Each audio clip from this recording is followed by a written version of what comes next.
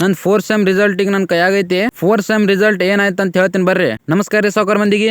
ಈಗ ನಾನು ನಮ್ ಬ್ರದರ್ಸ್ ಮತ್ತ ನಮ್ ಅಣ್ಣನ ಮಗಳು ಕರ್ಕೊಂಡು ಬಬಲೇಶ್ವರ ಕೊಂಟೇವು. ಯಾಕಂದ್ರ ಆಕಿಗೆ ಸ್ಕೂಲಿಗೆ ಹಚ್ಚೋದೈತಿ. ಅದಕ್ಕ ಬಬಲೇಶ್ವರದಾಗ ನಾವು ಬಂದೇವು ಶಾಂತಿವೀರ್ ಸ್ಕೂಲಿಗೆ. ಶಾಂತಿವೀರ್ ಸ್ಕೂಲ್ ಮತ್ ಕಾಲೇಜ್ದಾಗ ಯಾರ್ಯಾರು ಕಲ್ಯಾತ್ರಿ ಯಾರ್ಯಾರು ಕಲ್ತಿರಿ ಅನ್ನೋದು ಸ್ವಲ್ಪ ಕಮೆಂಟ್ ದಾಗ ಹೇಳ್ರಿ. ನಮ್ಮ ಅಣ್ಣನ ಮಗಳಿಗಿನ LKG ದಾಗ ಅಡ್ಮಿಷನ್ ಮಾಡೋದೈತಿ.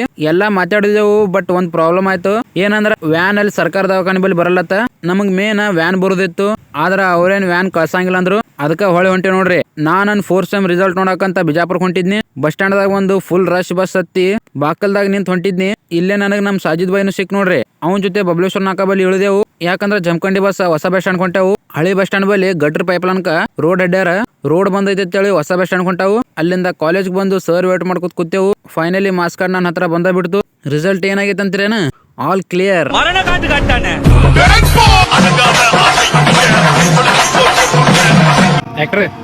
हम देख सकते हैं सर एग्जाम फॉर्म मेकअप जुलाई में एग्जाम है कार्ड होना है मेकअप हाँ एक्सलेंट बॉय हमारे एक यार ರೋ ಬೈ ನಿಂದು ಹೋಗೈತಿ ತಕೊಳಕ್ ಬಂದೇವು.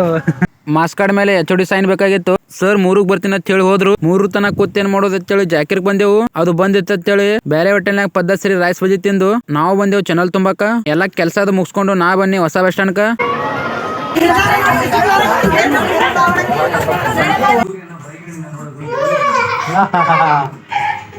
ಮತ್ತೆ ಭೇಟಿಯಾಗೋಣ.